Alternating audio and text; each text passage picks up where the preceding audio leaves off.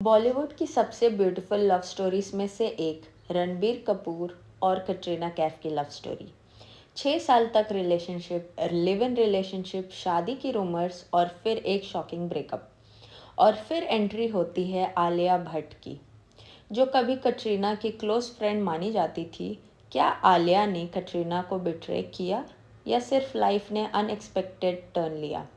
आज हम complete timeline के साथ पूरी स्टोरी जानेंगे। कटरीना कैफ का जन्म हुआ 16 जुलाई 1983 में हांगकांग में। कटरीना कैफ के 6 बहन और एक भाई है। कटरीना कैफ की मदर सुजैन प्रोफेशन से एक लॉयर थी और साथ ही साथ सोशल वर्कर के रूप में भी काम करती थी। वो दुनिया के अलग अलग देशों में चैरिटेबल और ह्यूमैनिटेरियन प्रोजेक्ट से जुड़ी रही थी। इसी वजह से कटरीना के बचपन एक ही जगह नहीं बल्कि Hong Kong, China, Japan, France, Switzerland, Poland, Belgium और इंग्लैंड जैसे कई देशों में गुजरा। कटरीना के फादर मोहम्मद कैफ कश्मीरी ओरिजिन के ब्रिटिश बिजनेसमैन हैं। जब कटरीना बहुत छोटी थी तब उनके पेरेंट्स अलग हो गए। इसके बाद कटरीना और उनके सिबलिंग्स की परवरिश उनकी मदर ने की। कटरीना के कुल 8 सिबलिंग्स हैं, 6 बहन और एक भाई। इतने बड़ी परिवार में पलने के बावजूद उन्होंने हमेशा अपनी फैमिली को अपनी सबसे बड़ी स्ट्रेंथ बताया है। लगातार कंट्रीज चेंज करने की वजह से कटरीना की रेगुलर स्कूल एजुकेशन मुश्किल हो गई, इसलिए उनकी पढ़ाई काफ़ी हद तक होम स्कूलिंग के थ्रू हुई। उनका बचपन Hong Kong, China, France, Japan, Switzerland, Poland और इंग्लैंड जैसे कई देशों में बीता।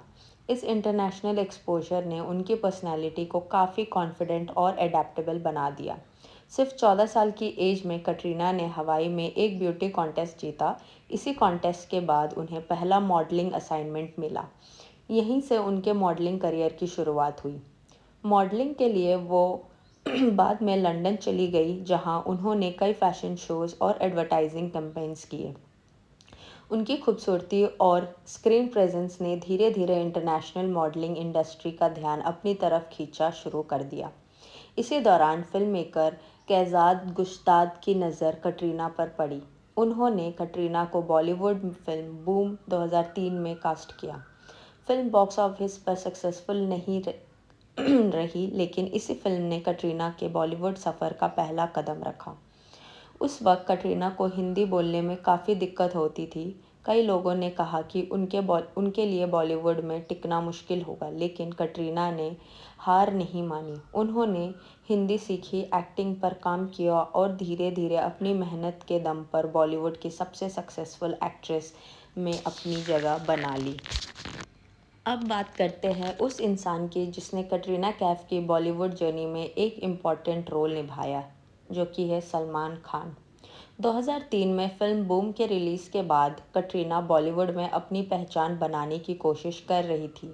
उस वक्त उनकी हिंदी इतनी अच्छी नहीं थी और इंडस्ट्री में उनके लिए कंपटीशन भी काफ़ी ज़्यादा था। इसी दौरान कटरीना की मुलाकात सलमान खान से हुई। पब्लिकली अवेलेबल रिपोर्ट्स के मुताबिक दोनों की पहचान बॉलीवुड सोशल सर्कल और इंडस्ट्री इवेंट्स के थ्रू हुई। धीरे धीरे उनकी दोस्ती बढ़ने लगी। सलमान ने कटरीना को इंडस्ट्री के कई लोगों से मिलवाया और उन्हें बॉलीवुड में अपनी जगह बनाने के लिए एंकरेज किया। हालांकि कटरीना की सक्सेस का क्रेडिट उनकी खुद की मेहनत और डेडिकेशन को भी दिया जाता है। इसके बाद कटरीना को कई बड़े प्रोजेक्ट्स मिलने लगे। उन्होंने मैंने प्यार क्यों किया में सलमान खान के ऑपोजिट काम किया। फिल्म ऑडियंस को पसंद आई और दोनों की ऑन स्क्रीन केमिस्ट्री भी काफ़ी हिट रही। अगले कुछ सालों में सलमान और कटरीना ने पार्टनर, युवराज, एक था टाइगर, टाइगर जिंदा है और टाइगर 3 जैसे सक्सेसफुल प्रोजेक्ट्स में साथ काम किया। उनके रिलेशनशिप को लेकर उस दौरान मीडिया में काफ़ी चर्चा होती थी।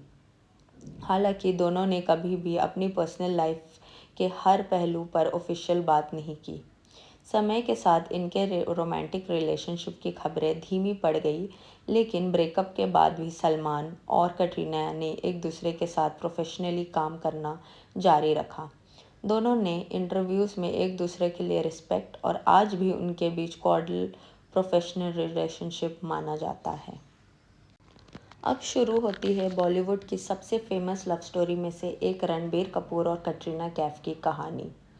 साल 2008 के आसपास डायरेक्टर राजकुमार संतोषी की फिल्म अजब प्रेम की गजब कहानी की शूटिंग के दौरान रणबीर कपूर और कटरीना कैफ ने पहली बार साथ काम किया। सेट पर दोनों के बीच अच्छी दोस्ती हुई। दोनों एक दूसरे के साथ काफ़ी कंफर्टेबल थे और उनकी केमिस्ट्री स्क्रीन के साथ साथ ऑफ स्क्रीन भी नज़र आने लगी। उस वक्त रणबीर कपूर का ब्रेकअप एक्ट्रेस दीपिका पादुकोण के साथ हो चुका था, जबकि कटरीना भी अपनी पर्सनल लाइफ को लेकर हेडलाइंस में रहती थी। फिल्म रिलीज़ होने के बाद भी रणबीर और कटरीना अक्सर साथ दिखने जाने लगे। अवार्ड शोज़, पार्टीज़ और इंडस्ट्री इवेंट्स में उनकी बॉन्डिंग सबका ध्यान खींचने लगी। शुरुआत में दोनों हर इंटरव्यूज़ में कहते थे वो सिर्फ अच्छे दोस्त थे, लेकिन मीडिया रिपोर्ट्स और उनके पब्लिक अपीयरेंसेस की वजह से रिलेशनशिप की चर्चाएं लगातार बढ़ती गई। 2013 में दोनों की स्पेन के इबिजा वेकेशन की प्राइवेट फ़ोटोग्राफ्स मीडिया में सामने आई।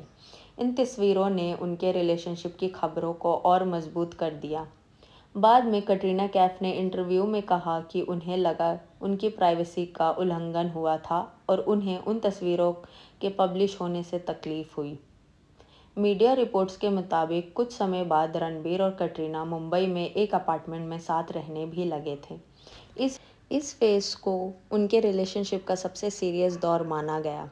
बॉलीवुड में उनकी शादी की खबरें भी जोर पड़ने लगी। फैंस को लगने लगा था कि दोनों जल्द ही शादी करेंगे। लेकिन 2016 की शुरुआत में मीडिया रिपोर्ट्स आई कि रणबीर कपूर और कटरीना कैफ अलग हो चुके हैं। रीज़न बताया जाता है कि रणबीर कपूर की मां को ये रिलेशनशिप से एतराज़ था, क्योंकि उन्हें बहू चाहिए थी इंडस्ट्री के इनसाइडर से ही, जबकि कटरीना कैफ एक आउटसाइडर थी और बचपन से अपने बलबूते पे इंडिपेंडेंट होके इस फिल्म इंडस्ट्री पर राज किया। इसीलिए ये रिलेशनशिप कभी भी नीतू कपूर ने एक्सेप्ट नहीं किया। इसी वजह से जब हर साल कपूर ख़ानदान में क्रिसमस पार्टी मनाया जाता था, जो कि एक बहुत ही ग्रैंड पार्टी मनाया जाता है, वो कटरीना कैफ के लिए नीतू कपूर हमेशा उस पार्टी को स्किप कर देती थी। और जब भी वो पार्टी में आती भी थी तो अपने इंस्टाग्राम हैंडल पे जब वो फ़ोटोज़ पोस्ट करती थी तो कटरीना कैफ के फ़ोटो को क्रॉप करके ही पोस्ट करती थी। इस वजह से सारे फैंस को लगने लगा कि इस ब्रेकअप का रीज़न नीतू कपूर भी हो सकती है। आगे चल के रणबीर कपूर अपनी फैमिली को मनाने की बहुत कोशिश करते हैं, लेकिन नीतू कपूर नहीं मानती है। इवेंचुअली ब्रेकअप यहाँ पे हो जाता है 2016 में। पब्लिक इंटरव्यूज़ में भी दोनों ने एक दूसरे के बारे में रिस्पेक्ट के साथ बात की और किसी पर भी ब्लेम नहीं लगाया। ब्रेकअप के बाद भी दोनों ने प्रोफेशनलिज्म दिखाया और फिल्म जग्गा जासूस की शूटिंग और प्रमोशंस पूरे किए। हालांकि प्रमोशंस के दौरान उनके बीच पहले जैसी कंफर्ट नज़र नहीं आई, फिर भी दोनों ने अपनी प्रोफेशनल रिस्पॉन्सिबिलिटी निभाई। ब्रेकअप के बाद रणबीर कपूर की नज़दीकियां आलिया भट्ट के साथ बढ़ने लगी। दोनों ने कुछ साल रिलेशनशिप में रहने के बाद 14 अप्रैल 2022 को शादी कर ली। रणबीर कपूर और आलिया भट्ट के रिलेशनशिप से पहले एक बात इंटरेस्टिंग ये भी थी कि आलिया भट्ट और कटरीना कैफ काफ़ी अच्छी दोस्त हुआ करती थी। दोनों की फ्रेंडशिप बॉलीवुड पार्टीज ये किसी फिल्म के सेट से नहीं बल्कि फिटनेस सेशन से दौरान मजबूत हुई। लगभग 2016 के आसपास आलिया और Katrina celebrity fitness trainer Yasmin Karachiwala के जिम में साथ वर्कआउट करने लगी। रेगुलर ट्रेनिंग सेशंस के दौरान दोनों की बॉन्डिंग बढ़ने लगी। धीरे धीरे जिम पार्टनर से वो क्लोज फ्रेंड बन गए। सोशल मीडिया पर भी दोनों ने एक दूसरे के साथ वर्कआउट वीडियोस और फोटोज शेयर करती थी। फैंस भी उनकी केमिस्ट्री को काफ़ी पसंद करते थे। कई इंटरव्यूज़ में आलिया ने कटरीना की तारीफ़ करते हुए कहा कि वो उनसे फिटनेस और डिसिप्लिन के मामले में काफ़ी इंस्पायर हुई है। कटरीना ने भी आलिया को हार्डवर्किंग और टैलेंटेड एक्ट्रेस बताया। उस वक्त किसी ने नहीं सोचा था कि आगे चलकर उनकी पर्सनल लाइफ्स इतनी क्लोजली कनेक्ट हो जाएंगी। बाद में रणबीर और आलिया भट्ट के रिलेशनशिप की खबरें सामने आई। इसके बाद मीडिया में आलिया और कटरीना की दोस्ती को लेकर भी काफ़ी चर्चा हुई, लेकिन ये ध्यान देना ज़रूरी है कि पब्लिकली ऐसा कोई कंफर्म एविडेंस नहीं है जो ये दिखाया कि आलिया और कटरीना के बीच किसी तरह का पब्लिक फॉलआउट या कन्फ्रंटेशन हुआ हो। दोनों ने कभी भी एक दूसरे के खिलाफ पब्लिक स्टेटमेंट्स नहीं दिए। सामने समय के साथ उनकी दोस्ती पहले जैसे पब्लिक नज़र नहीं आई, लेकिन दोनों ने हमेशा एक दूसरे के लिए रिस्पेक्ट ही रखी। इसलिए ये कहना सही होगा कि आलिया कटरीना की फ्रेंडशिप फिटनेस सेशन से शुरू हुई, काफ़ी अच्छी रही और बाद में उनका पर्सनल लाइफ्स बदलने के साथ वो भी पहले जैसे पब्लिक नहीं रही। इधर कटरीना भी 2019 में विक्की कौशल को डेट करने लगी और इनका क्लोजनेस बढ़ी एक अवार्ड फंक्शन में, जहां पे कटरीना को प्रपोज करते हैं Vicky Kaushal as a prank. लेकिन किसको क्या पता था कि आगे चल के ये रियल लाइफ कपल बन जाएंगे। 2021 में 9 दिसंबर में इन दोनों ने शादी की राजस्थान में बहुत अच्छे धूमधाम से, और आज इनका एक बेटा भी है। तो अगर हम कटरीना कैफ की रिलेशन जर्नी को देखें तो ये सिर्फ एक बॉलीवुड लव स्टोरी नहीं, बल्कि लाइफ के अप्स एंड डाउन्स का भी एक सफ़र था। करियर की शुरुआत उनका नाम सलमान खान के साथ जोड़ा गया। दोनों ने साथ में कई ब्लॉकबस्टर फिल्म दी और उनकी केमिस्ट्री को फैंस ने बहुत पसंद किया। समय के साथ उनके रास्ते अलग हो गए, लेकिन दोनों ने हमेशा एक दूसरे के लिए रिस्पेक्ट दिखाया। इसके बाद कटरीना की ज़िंदगी में रणबीर आए। उनकी लव स्टोरी बॉलीवुड की सबसे पॉपुलर रिलेशनशिप में से एक बनी।